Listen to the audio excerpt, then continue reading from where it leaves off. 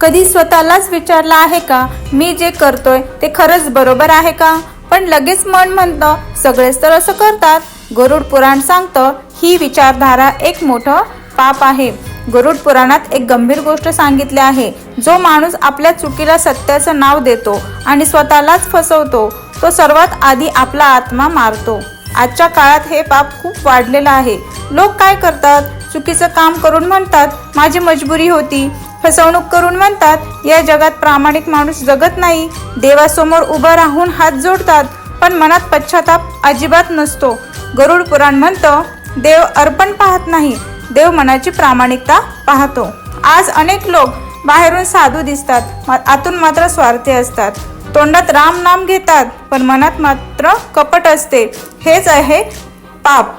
गरुड पुराणानुसार जो माणूस स्वतःच्या चुकीवर पडदा टाकतो त्याला आयुष्यात कधीच खरी शांती मिळत नाही. तो हसतो पण आतून जळत असतो. तो देवाजवळ जातो पण मनात भीती असते, कारण सत्य माहीत असतं की मी स्वतःशी प्रामाणिक नाही. आज आपण म्हणतो थोडं खोटं बोलल्याशिवाय काम होत नाही, सगळेच तर भ्रष्ट आहेत, देव मोठा आहे माफ करेन मला. गरुड पुराण स्पष्ट सांगतं देवाला फसवता येत नाही पण माणूस स्वतःलाच रोज फसवत असतो. गरुड पुराण शिक्षा सांगतं पण उपायही सांगतं. चूक मान्य करायला शिका, स्वतःला खोटं समजू नका. देवाकडे नव्हे आधी स्वतःकडे प्रामाणिक बना, कारण पश्चाताप म्हणजे कमजोरी नाही, तो आत्म्याची शुद्धी आहे. लक्षात ठेवा, देव तुमचं नाटक बिलकुल पाहत नाही, तो तुमचं अंतर्मन पाहतो. जर आज तुम्ही स्वतःशी प्रामाणिक झाला तर हेच पाप तुमचं पुण्य बनू शकतं.